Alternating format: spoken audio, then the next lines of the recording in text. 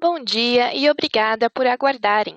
Sejam bem-vindos à teleconferência da Sequoia para a discussão de resultados referentes ao segundo trimestre de 2022. Estão presentes hoje conosco os senhores Armando Marquesan Neto, fundador e CEO, Bruno Henrique Souza, COO, e Fernando Stucchi, CFO e IRO.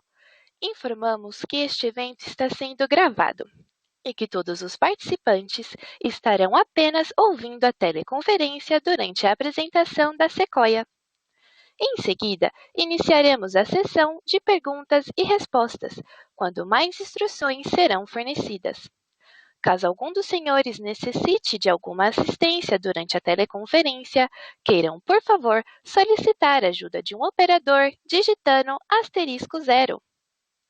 Este evento também está sendo transmitido simultaneamente pela internet, via webcast, podendo ser acessado no endereço ri.sequoialog.com.br, onde se encontra disponível a respectiva apresentação.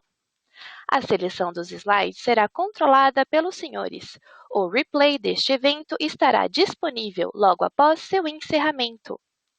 Lembramos que os participantes do webcast poderão registrar, via website, perguntas para a Sequoia, que serão respondidas após o término da conferência pela área de RI.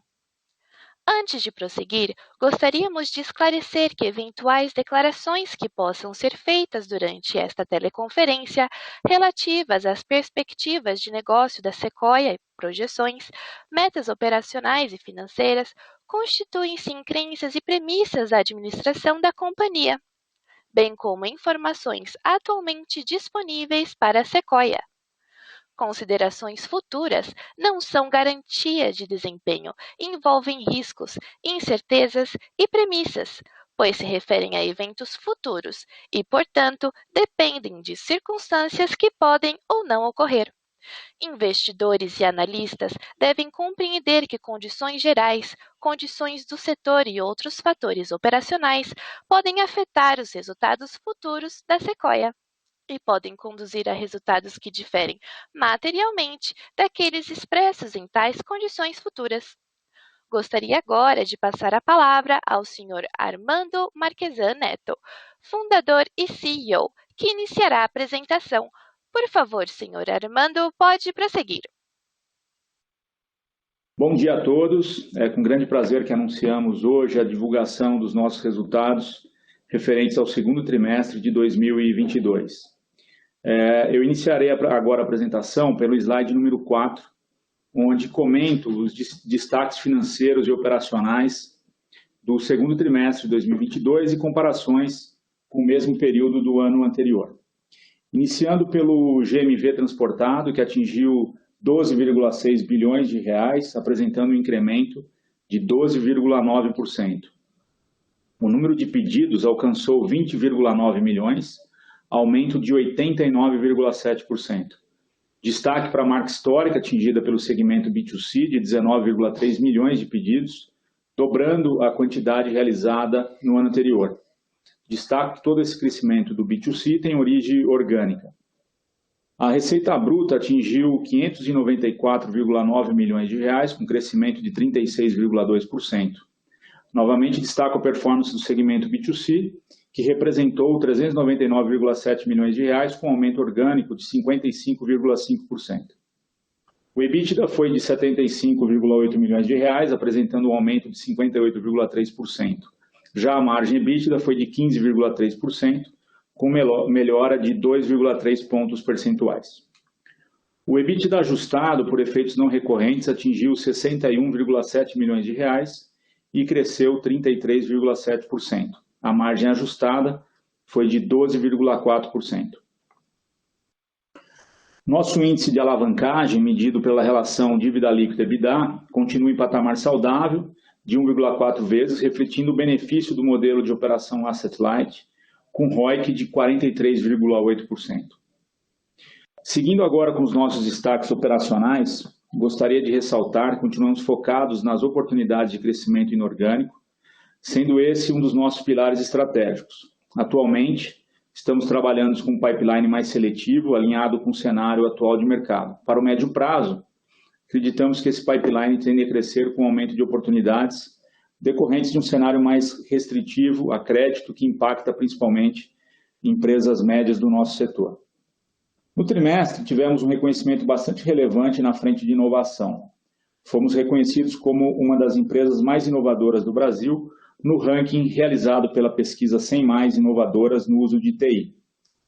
Por fim, com muito orgulho, passamos a integrar a carteira do Índice de Ações Mulheres na Liderança. O índice foi criado pela Teva Índices e avaliou de forma quantitativa 343 empresas listadas, considerando a exposição de mulheres nos conselhos, comitês e diretorias, elegendo as 66 com melhor score para compor a carteira do índice Elas 11. Essa conquista reforça nosso comprometimento com a equidade e diversidade de gênero e estamos no caminho certo para a promoção de um ambiente de trabalho com oportunidades iguais a todos. Passando agora para a próxima página, slide número 5. Na figura, demonstramos e reafirmamos nosso posicionamento no mercado de logística com uma oferta completa de serviços habilitados por tecnologia própria. Primeiramente, conforme pode ser observado na figura, destaco a participação dos nossos segmentos em relação à receita bruta acumulada nos últimos 12 meses. O segmento B2C representou 64%, seguido pelo segmento B2B com 27% e, por fim, o segmento de logística com 9%. Nosso foco estratégico segue na integração do nosso ecossistema de serviços físicos e digitais, onde entendemos estar a grande oportunidade de crescimento, retorno e consolidação da liderança da companhia no longo prazo. No segmento B2C, seguimos consolidando nossas rotas com volumes crescentes, ressaltando que dobramos o tamanho da operação nos últimos 12 meses. No segundo trimestre, os serviços da SFX e Frenet se integraram agora. Nossa tecnologia de coleta em múltiplas origens passa a fazer parte da plataforma de fretes da Frenet, tornando-se uma opção para pequenas e médias empresas que precisam de uma solução logística mais eficiente. A Drops já conta com 1.500 pontos de pick-up e drop-off, está na fase final também para integrar a plataforma, trazendo a conveniência de pontos de coleta espalhados pelo Brasil. No B2B, temos um portfólio repleto de serviços que inclui a entrega expressa, serviços de field service e reversa. Cabe ressaltar o nosso foco no modelo Less Than Truckload, ou seja, compartilhar o mesmo caminhão com diversos clientes, da mesma forma que operamos com sucesso no segmento B2C. Um dos nossos pilares estratégicos é avançarmos na integração entre os segmentos B2C e B2B, aproveitando as estruturas e rotas que já estão em operação, consolidando ainda mais volume dos dois segmentos, assim como compartilhando automações e investimento em tecnologia.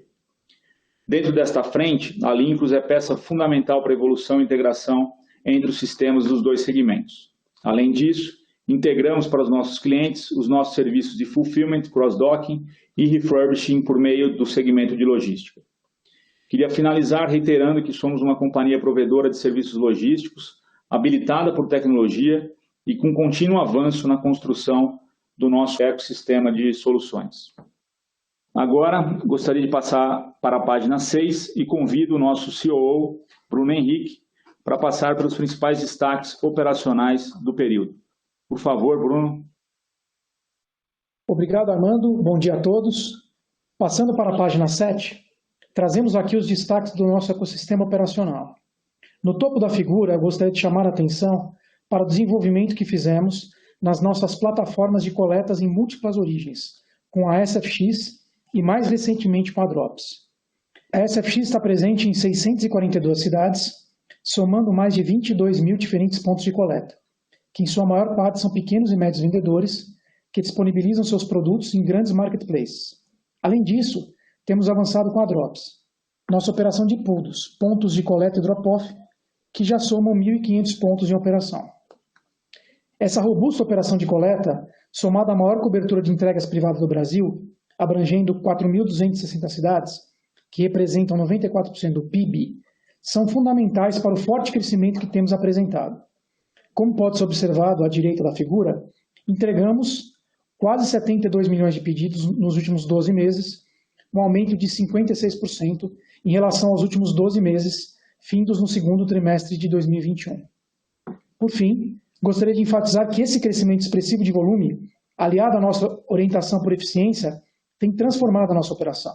A automação dos nossos centros de distribuição, com a implantação de novos sorters, assim como diversos projetos com melhorias de sistema, tem impactado em KPIs relevantes. No lado direito da figura, demonstramos em base 100 a redução de 13% que tivemos no nosso custo de frete unitário do segmento B2C. No lado esquerdo da figura, observamos que o número de pedidos por funcionário da operação dobrou em um ano, passando de 1,9 mil para 4 mil por trimestre. No próximo slide, número 8, temos a abertura do nosso volume de pedidos. Conforme a Amanda mencionou, mais uma vez atingimos um número recorde de pedidos, principalmente puxado pelo segmento B2C. O número de pedidos no B2C dobrou na comparação com o ano anterior, atingindo 19,3 milhões no segundo trimestre de 2022, uma marca histórica. O ticket médio atingiu R$ 20,7, retração em relação ao ano anterior, porém 4% acima do número reportado no primeiro trimestre de 2022. A retração em relação ao ano anterior reflete um mix de pacotes transportados, com maior crescimento de itens leves de até 3 kg em relação às demais categorias.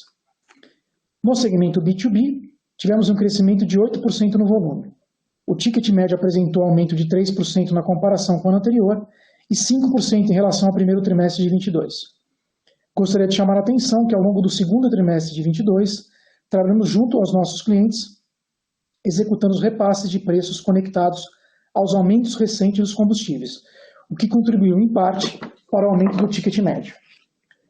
Consolidando os segmentos, atingimos 20,9 milhões de pedidos no segundo trimestre de 2022, com forte crescimento de 90% na comparação com o ano anterior. Passando agora para o slide 9, trago aqui uma atualização sobre a integração do nosso ecossistema de soluções. O foco é demonstrar como estamos evoluindo na nossa estratégia para pequenos e médios vendedores. Enxergamos esse mercado com grande potencial e hoje temos uma participação ainda pequena nos fretes gerados por vendas diretas. Como pode ser observado na figura, a Frenet, nossa plataforma de fretes, já tem uma participação relevante nesse mercado. Entre 19 e 22, crescemos 11 vezes o número de pequenos e médios vendedores ativos na plataforma, atingindo 53 mil. Esses vendedores utilizam a plataforma para a cotação de fretes em suas vendas diretas, criando uma excelente oportunidade para os nossos serviços de coletas e entregas. Nesse sentido, a SFX passou a integrar a plataforma da Frenet como mais uma solução de entrega em conjunto com a Sequoia. A Drops está em fase final de integração, criando mais uma solução com alta comodidade para este mercado de pequenos e médios. Somadas, SFX e Frenet possuem a maior operação de coleta múltipla origem para o mercado B2C. Os resultados são bastante promissores e estamos convictos da efetividade dessa estratégia para a criação de uma nova linha de crescimento, com o aumento da nossa participação no mercado de pequenos e médios. Passando agora para a página 10, eu passo a palavra para o Stuck para que ele comente os resultados financeiros. Obrigado, Bruno. Bom dia a todos. Antes de iniciar a minha apresentação, gostaria de ressaltar que a partir de 2022, privilegiando uma comunicação mais eficiente com o mercado, passamos a não ajustar o resultado pelos efeitos do IFRS 16. Portanto, nossos números estão demonstrados segundo o resultado societário. Para os analistas que acompanham as métricas com a exclusão do IFRS 16, montamos uma tabela no release de resultado na página 11 com a reconciliação. Agora, passando para o slide 11, temos os principais destaques financeiros do trimestre. Atingimos um nível recorde de receita bruta para o trimestre, com R$ 594,9 milhões, representando um crescimento de 36% na comparação com o ano anterior.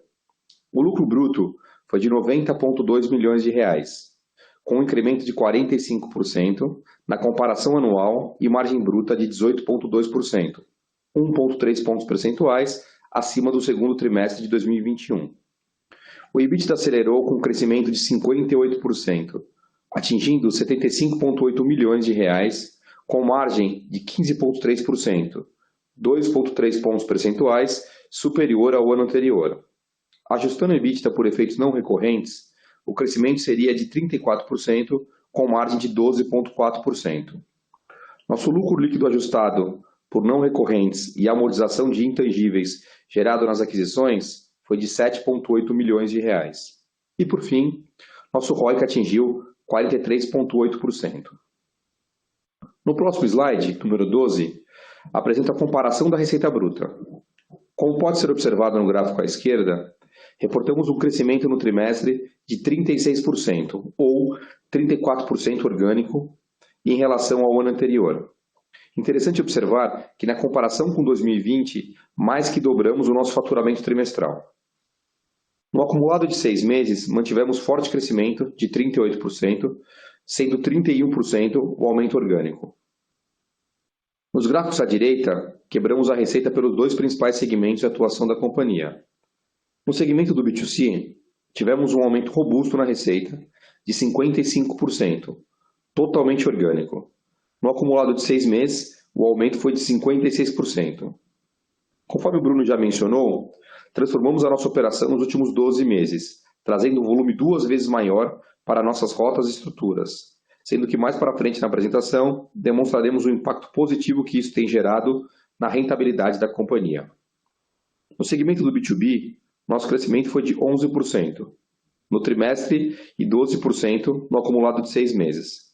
Cabe ressaltar que temos nesse trimestre, assim como nos trimestres anteriores, uma base de comparação ainda não impactada pelo churn forçado ocorrido no terceiro trimestre de 2021, que reduziu o patamar de receita desse segmento.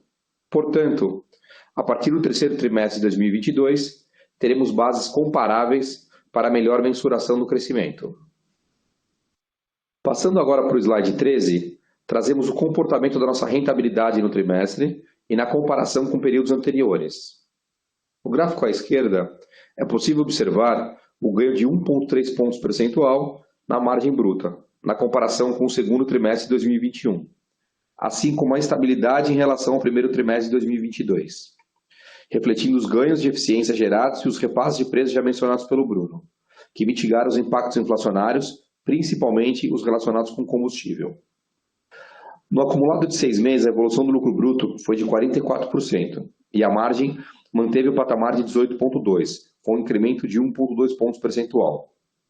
À direita, o EBITDA mostra um crescimento importante de 58%, atingindo 75,8 milhões de reais. A margem EBITDA foi de 15,3%, 2,3 pontos percentuais acima do ano anterior. Além da diluição do SG&A em relação à receita líquida, com destaque para a redução das despesas com o pessoal, tivemos um efeito não recorrente positivo nesse trimestre. O efeito totalizou 14,1 milhões de reais e foi resultado da venda da totalidade da participação minoritária que detínhamos em uma Logitech que investimos em 2018 e que não apresentava mais alinhamento com a estratégia de ecossistema. Resultamos que esse investimento apresentou um excelente retorno financeiro para a companhia. No acumulado de 6 meses, o EBITDA reportado cresceu 66%, com expansão de 2 pontos percentuais na margem. Por fim, no slide 14, temos no lado esquerdo o gráfico com a geração de caixa operacional. No segundo trimestre de 2022, geramos 17,6 milhões de reais, versus um consumo de caixa de 35,4 milhões de reais em 2021. Dado o nosso forte nível de crescimento e, consequentemente, impacto no capital de giro, temos continuamente trabalhado em melhorias nos processos de recebimento e pagamento. Nosso prazo médio de recebimento foi de 66 dias no trimestre, estável em relação ao ano anterior, e o prazo médio de pagamento foi de 51 dias, com uma melhora de 20 dias na comparação com 2021. Nos primeiros 6 meses de 2022, geramos 56,2 milhões de reais de fluxo de caixa operacional, com uma conversão de 49,2% do nosso EBITDA reportado. À direita, temos os gráficos com investimentos realizados e endividamento. Realizamos 6,8 milhões de reais de investimentos no trimestre, atingindo o patamar de 1,1 da receita bruta. Em 6 meses, investimos 51,4 milhões de reais, apresentando 2,4% da receita bruta. Nossa dívida líquida atingiu 327,8 milhões de reais, com relação de 1,4 vezes o EBITDA dos últimos 12 meses. A relação dívida líquida e EBITDA permanece saudável e apresentou redução em comparação aos períodos anteriores. Com isso, encerro a apresentação dos resultados financeiros e passo a palavra novamente para o Armando. Obrigado, Stuck. Gostaria de agradecer a participação de todos no nosso call de resultados do segundo trimestre e abrir agora para perguntas e respostas. Muito obrigado. Senhoras e senhores, iniciaremos agora a sessão de perguntas e respostas. Para fazer uma pergunta, por favor, digitem *1. Para retirar a pergunta da lista, digitem *2. A nossa primeira pergunta vem de Lucas Mancioli, do BTG Pactual. Por favor, pode prosseguir. Pessoal, bom dia. Obrigado pelo call. Dois tópicos que eu queria ouvir vocês comentarem um pouquinho. Primeiro, pergunta de volume. Lucas, bom dia. A gente não consegue te ouvir, Lucas. Bom dia, Lucas. A gente não está conseguindo. Fala mais um pouco, agora, Lucas. pessoal. Agora melhorou. Legal, obrigado. Agora melhorou. Lucas. Bom dia, obrigado. Tá. Você também um pouquinho puxado para mim, então não vai fazer no final, tá? Mas bem rápido, então vamos ver se dá para mandar assim. Volumes do B2C foi muito forte, né? A performance nesse mês aí, tem até acelerado, né? Do Q1 do Q2, sempre lá no Q1 vocês tinham comentado, inclusive, sobre a possibilidade de desaceleração. Qual foi o grande drive aí? Imagino que a expansão ali do grande cliente asiático, né? Querem comentar um pouquinho sobre o porquê dessa performance e um pouco de visão aí para o resto do ano. E o segundo tópico, que vocês pudessem comentar aí sobre o movimento setorial recente, né, que viu aí vários veículos aí, a conta da Amazon, o stake universitário aí na Total, passava já quase bem meio da aquisição. Assim, vocês acham que isso mudou de alguma forma o relacionamento entre vocês com os clientes? Vocês percebem eventualmente alguma migração de lá para cá ou vice-versa? Só ver esses dois tópicos aí, pessoal. Obrigado. Fala, Lucas, tudo bem? Você tá me ouvindo? Eu estou falando. Estou ouvindo, sim. Ah, tá bom. Não, a gente ouviu aqui bem cortada a sua pergunta. Só para ver se ficou claro. A primeira pergunta que você fez foi sobre o B2C, é isso? O desempenho do B2C, que a gente fez um bom desempenho no primeiro semestre, e a expectativa para frente é isso? Só para ver se eu entendi certo a pergunta. Volume B2C 2, tão forte. Tá bom. Oi, Lucas, Bruno. Bom dia. Para responder a tua pergunta, primeiro eu quero só me certificar que você está me ouvindo bem. Estou iniciado, mas estou te ouvindo. Cara, eu vou tentar chegar mais perto aqui, eu não sei se é o teu telefone ou se é o nosso aqui. Sobre o desempenho do B2C, sim, a gente teve, como vocês viram, um desempenho super robusto. A gente olhando para frente, a gente não enxerga uma mudança grande, né, nesse comportamento. A gente acredita que a gente vai continuar muito forte, trazendo volumes, inclusive com novos entrantes aqui na companhia. Nós temos boas perspectivas de novos negócios. Então a gente acredita que a gente vai manter os volumes que estão sendo transacionados. E como eu falei aqui no slide, né, a gente quis trazer um pouco nessa apresentação o que está acontecendo com o ganho de escala que vem sendo crescente no B2C, nos nossos custos unitários, né? Que era um ponto que eu dizia bastante para vocês, né? A preocupação existia de ticket médio, né? O ticket médio naturalmente cai com volume maior, de pedidos mais leves, mas o custo acompanha. Isso significa que a gente entende que a margem se mantém dentro dos patamares que a gente está chegando agora, tá? Então, em resumo, sim, a gente não entende que esse é um movimento que foi não recorrente. A gente acredita que para frente deve ser muito parecido com o que tem acontecido agora, tá? Sobre o B2C. Perfeito, Bruno. O ponto é sobre a conta de stake na Total, se isso mudou alguma coisa. Então, Lucas, difícil a gente comentar, né, algum movimento de concorrente. Para nós, o ambiente competitivo continua muito parecido, né? apesar de tudo que tem saído na mídia, o que acontece é que sempre quando há, né, algum tipo de investimento mais robusto de um varejista no transportador, ao longo do tempo, naturalmente, o mercado costuma se ajustar, com esse transportador recebendo mais volume desse varejista, e os demais varejistas tendendo a não enviar a mesma quantidade de volume para eles. Mas isso é um movimento que a gente não viu ainda, a gente não tem como garantir que vai acontecer ou não, é muito recente, ainda mais que é uma posição minoritária. Então, para nós, por enquanto, nada mudou.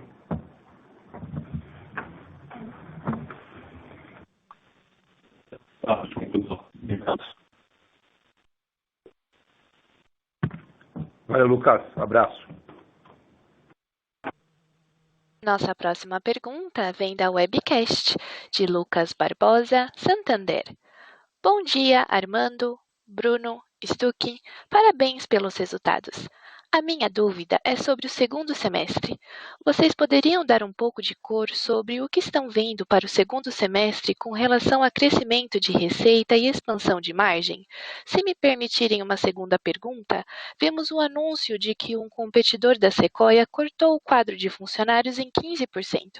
Vocês acreditam que, dado o cenário de aumento de custo de capital e inflação alta, devemos ver mais movimentos parecidos em competidores, deixando a competição mais branda nos próximos tris?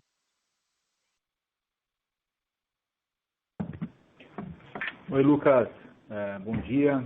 Obrigado pela pergunta. É o Armando falando, tá bom? Acho que a gente tem visto, né, uma dinâmica, como o Bruno comentou na pergunta anterior do Marchiori, uma dinâmica que olhando para frente, para o segundo semestre, né, a gente vê algo estável, né? A gente, óbvio, sempre tem uma mudança de mix que acontece ao longo do tempo, né? Principalmente no segundo semestre, como você sabe, tem as datas mais fortes aí do nosso negócio, né? Que acompanha o varejo online, né? Que é a Black Friday e o próprio Natal. Acho que a grande dúvida, Lucas, né? Fica com relação à macroeconomia, né? Acho que o juros está no patamar mais alto.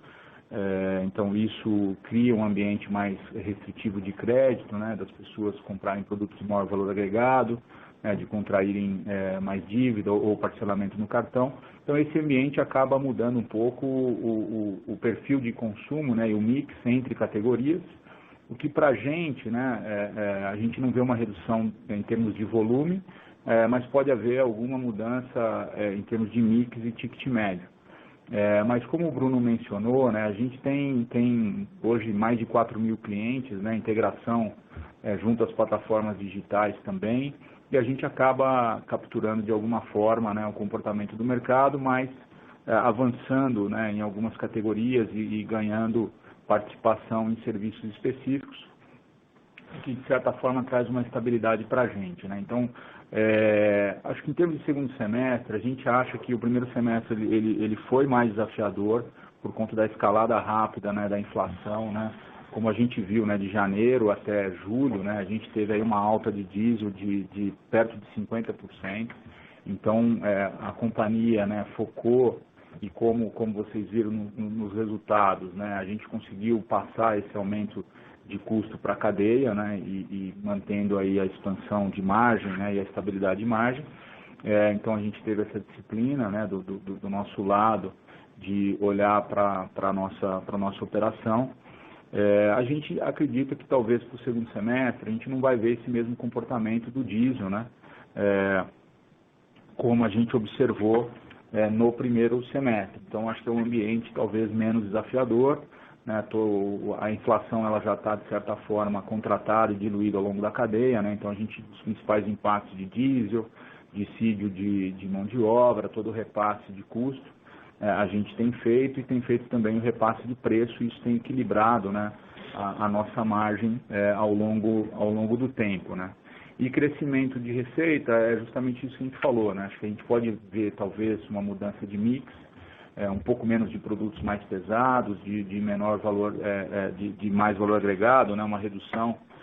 A gente tem visto algumas pesquisas, né, indicando queda, né, na venda de alguns eletroeletrônicos, de de alguns itens da linha branca, né? Então isso muda o nosso ticket médio e altera um pouco a receita, mas a gente ainda vê muitos componentes positivos para a companhia, em termos dos projetos que a gente tem em andamento e todas as integrações que a gente tem feito.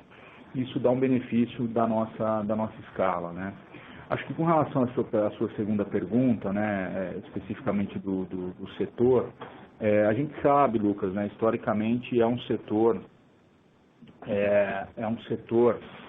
que tem restrição de crédito, né, a indústria, né, como um todo, né, então é um setor que sofre um pouco mais a restrição de crédito, privado, né, principalmente, e isso com os juros a 13,75 Selic, né, a captação acaba ficando muito alta e traz restrição para o setor como um todo, né, então assim como nós aqui, né, temos essa disciplina de gestão de caixa, né, e de gestão de investimentos, né, o setor como um todo ele vai ficar mais restrito, e então a gente não imagina que a competição ela vai ficar mais branda, né, eu acho que é um setor que tem uma dinâmica competitiva já estabelecida, né, que a gente conhece bem, a gente está há 12 anos nesse segmento, além da história anterior à Sequoia, mas a gente acredita que, de fato, nesse tipo de ambiente, né, com inflação alta, com juros altos, o crédito ele fica mais restrito e portanto, você acaba tendo talvez um menor crescimento, né, de empresas menores que têm mais restrição para fazer novos investimentos, para fazer expansão. Então, isso acaba gerando, eventualmente, mais oportunidades para as empresas líderes do setor, né? Isso historicamente aqui no Brasil acontece. A gente acha que a gente está iniciando um ciclo desse, acho que a gente ainda está no começo desse ciclo, então para frente a gente deve ter eventualmente mais oportunidades nesse sentido, tá bom? Obrigado pela pergunta, Lucas.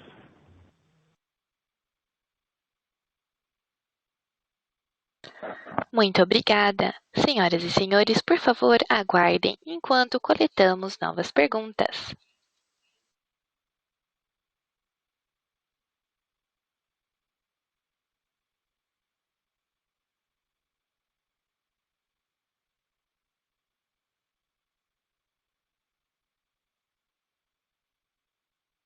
A nossa próxima pergunta será feita em inglês e vem de Scott Piper, Itaú Asset Management. Por favor, pode prosseguir. Please, Scott. Yes, hello. Apologies for speaking in English. I hope you can hear me. My question is in regard to the inorganic growth strategy. Sobre a estratégia de crescimento inorgânico. I was wondering if you could describe what, more specifically, where you invest. Is it more on a geographic scale, or is it more em escala geográfica, onde pretendem se concentrar, focar os esforços? And you mentioned your net debt to EBITDA, I think, is 1.4 times. Líquido a EBITDA, que é 1.4%. Where is your comfort level in that measurement? Tem confortável e como você se tem em relação a esse nível de endividamento?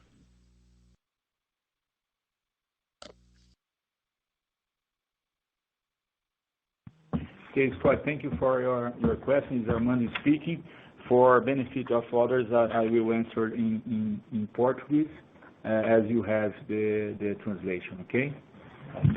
Bom, Scott, responder aqui em português a sua questão sobre a nossa estratégia de crescimento inorgânico e também como isso poderia, né, afetar aí hoje a nossa alavancagem, que a gente tem uma alavancagem dívida líquida EBITDA sob controle, né? A gente tem mantido sob controle esse indicador. Então, deixa eu começar aqui a responder pelo M&A, né? Acho que o que a gente viu, né, nos últimos tempos, a gente já falou isso anteriormente, né?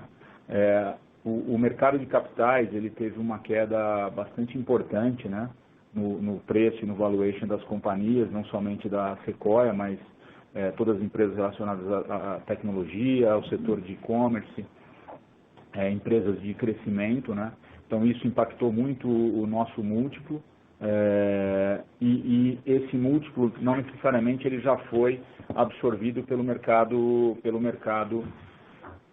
privado, né? Então, a gente ainda, na nossa estratégia de M&A, né, a gente ainda espera uma redução, né, dos múltiplos privados por conta desse ajuste macroeconômico que a gente teve, tanto de juros, Selic, e também da redução dos valuations que estão sendo transacionados no mercado de capitais, né? Então, acho que isso sempre tem um delay, né? Sempre tem uma demora, um intervalo nesse ajuste, né? Então, a gente não tem nenhuma urgência de executar nenhum M&A, a gente tem visto e tem tido boas conversas nesse sentido, mas a gente vai manter a nossa disciplina, né, de M&A, a nossa disciplina de gestão do capital. O que a gente vê como oportunidades, né, é de continuar reforçando de maneira geral, Scott, o nosso ecossistema que a gente divulga inicialmente aqui na apresentação, né, reforçando alguma frente no B2C, pode ser em termos geográficos ou em termos de serviço, B2C pesados, que a gente acha ainda que tem muita abrangência geográfica para a gente continuar avançando, do próprio B2B também, né? Lembrando, por exemplo, Scott, se a gente vai para o slide número 5 da nossa apresentação, né, e a gente vê toda essa gama de serviços, né, no B2C, temos o B2C leve, temos o B2C pesado, temos coleta multi-origem, e no B2B também com Expresso e o LTL, né, o Less Than Truckload. Lembrando que, por exemplo, para o B2B ainda não estamos fornecendo os nossos serviços para regiões como Norte, Nordeste, Centro-Oeste, assim como para o pesados. Então faz sentido a gente continuar olhando oportunidades de expansão geográfica desses serviços, mas reforçando esse nosso posicionamento, tá? A gente não vê nenhum movimento no curto prazo para uma mudança da nossa estratégia de posicionamento, que é focar no e-commerce, né, no B2C, focar no B2B, Express e LTL e na logística. A gente continua bastante focado em analisar essas oportunidades e entender aquilo que vai trazer valor para a gente no médio e longo prazo.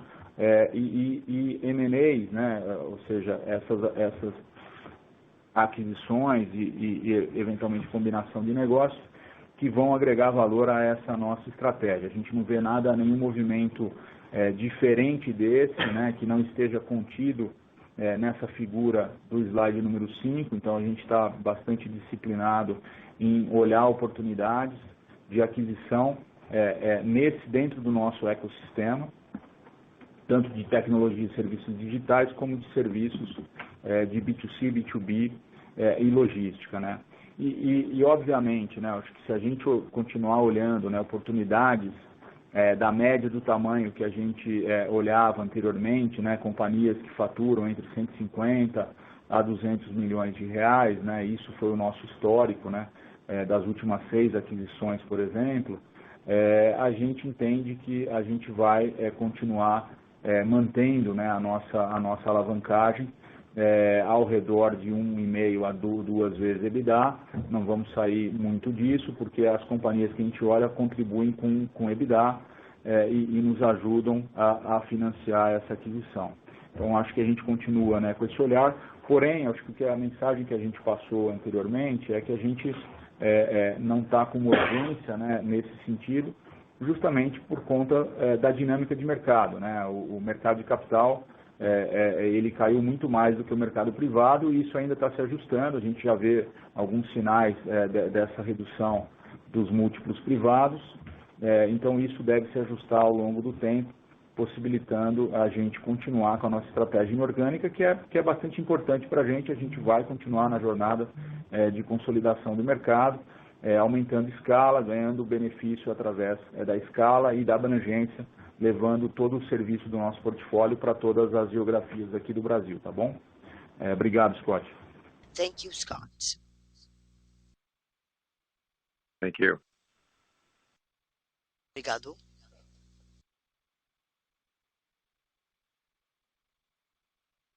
A nossa próxima pergunta vem de Josh Milberg, Morgan Stanley. Por favor, pode prosseguir. Bom dia, pessoal, e muito obrigado pelo call. Eu tinha um follow-up sobre a questão do cenário do B2C. Vocês comentaram bastante, mas no primeiro trimestre expressaram um pouco de cautela e tinha indicado, lembro que um componente do crescimento não foi 100% recorrente e sugerem que foi eventualmente resultado de alguns de seus concorrentes não estar 100% preparados a receber volume. E parece não ser o caso, mas queria perguntar se isso ainda foi um fator no segundo trimestre. E minha segunda dúvida é se vocês poderiam explorar um pouco mais o cenário do crescimento do lado do B2B. Acredito que no começo do ano vocês tinham ambições de crescer em um ritmo acima do patamar do primeiro semestre e vocês mencionaram agora a questão de expandir em novas regiões, mas queria entender um pouco melhor o cenário para o segundo semestre e para o ano que vem. Perfeito, Josh. Bom dia, é o Armando falando. Sobre a primeira pergunta, no segundo trimestre, a gente não vê nenhum componente da nossa receita como não recorrente, tá? São contratos vigentes.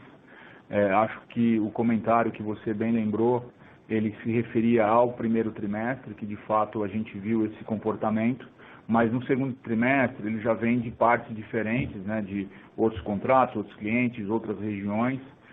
Então a gente não entende que aqui tem um efeito não recorrente, né?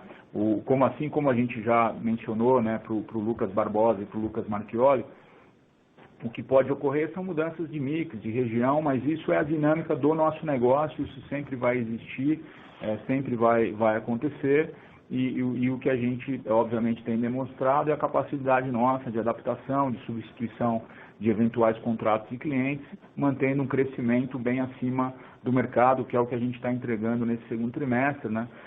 A gente cresceu bem acima do próprio e-commerce e isso significa que a gente está ganhando volume, está ganhando share dentro do mercado, né? Mas a gente não vê no segundo tri nenhum componente extraordinário ou não recorrente. A gente entende que é um volume que a gente deveria, obviamente, buscar para os próximos períodos, mas sempre tem a ressalva, né, Josh, que a gente menciona, que é dinâmico, né? Então, depende do mercado, depende do crescimento como um todo, depende da performance de cada um dos nossos clientes, e o que a gente faz é aumentar o número de soluções, aumentar o número de serviços de abrangência para a gente sempre ter esse dinamismo e continuar buscando o nosso crescimento, tá? Em relação ao B2B, de fato, você tem razão na tua pergunta, você está correto. A gente tinha essa expectativa, acho que teve uma mudança muito grande, né, nos econômicos, né, do setor como um todo, né? Como eu mencionei, né, de janeiro até o presente momento, mesmo considerando a redução de diesel que a Petrobras anunciou ontem, de janeiro até o presente momento, a gente tem um impacto de aumento de diesel de 55%, uma Selic de 13,75%, então uma inflação alta, né? Então tudo isso muda a dinâmica do setor, né, do varejo físico. Acho que você tem acompanhado, né, como todo o varejo tem reportado, né, crescimento de venda em loja especificamente, né? O B2B ele serve para atender o varejo físico, né, e as indústrias. Então a dinâmica ela mudou muito nesses meses, né? Então de fato a gente tinha uma expectativa de maior crescimento. Esse crescimento tem se mostrado mais difícil de acontecer em função dessa macroeconomia, né? Mas eu acho que em termos de fundamento a gente continua gostando muito do setor, acreditando muito, e a gente vai continuar a fazer os nossos investimentos, a explorar cada vez mais a integração, né, do nosso B2C com o nosso B2B, em termos de tecnologia, em termos de utilização de rotas, de hubs, o que isso vai nos dar uma vantagem para médio e longo prazo bastante sustentável, né?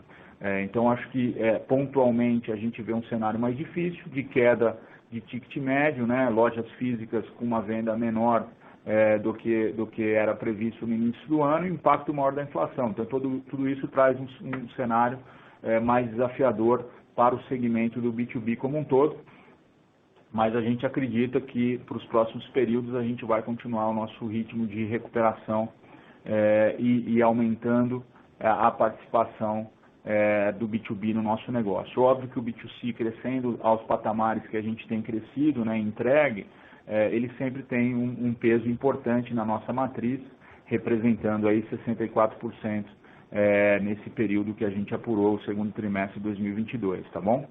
Obrigado pela pergunta, Josh. Muito obrigado. Nossa próxima pergunta vem da webcast de Arlindo Souza, TC. Bom dia e parabéns pelos resultados. Inflação dos combustíveis deve arrefecer no decorrer do segundo semestre? Como a companhia está enxergando o ambiente em termos de margem bruta? Obrigada. Oi, Arlindo. Bruno falando, bom dia, obrigado pela pergunta.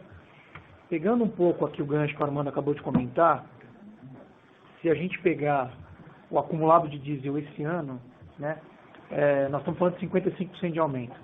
Então, o que a gente entende é que o ambiente de inflação ele deve ser menos desafiador do que foi nesse primeiro semestre, mas não deve ser tão diferente assim para que haja uma mudança importante, seja na margem, seja nos preços, né?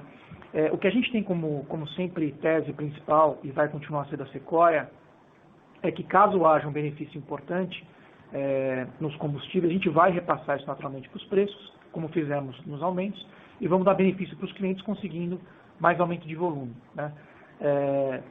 Mas olhando para a perspectiva de agora, a gente não consegue enxergar algo tão diferente no curto prazo, dado que, de fato, a carga este ano foi desproporcional, e agora o que a gente enxerga é basicamente um ajuste e não mais uma tendência inflacionária para os próximos meses.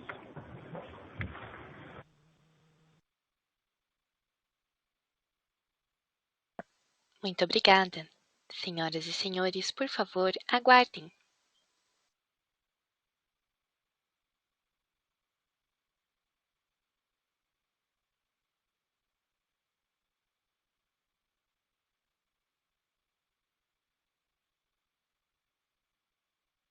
Lembrando que para fazer uma pergunta basta digitar *1. Por favor, aguardem.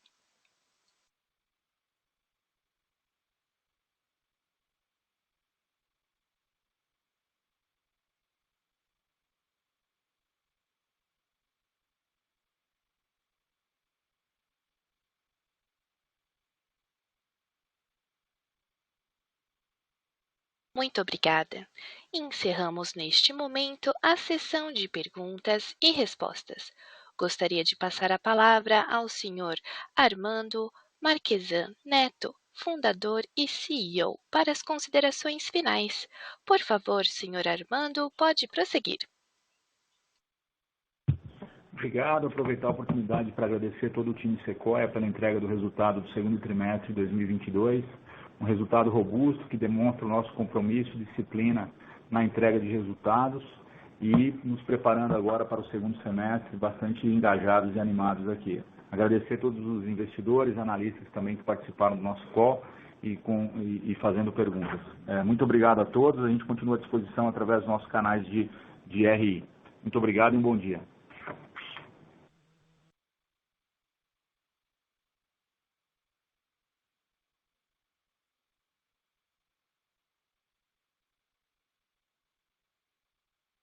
Essa conferência agora está concluída. Você pode desligar a sua linha. Tenha um bom dia.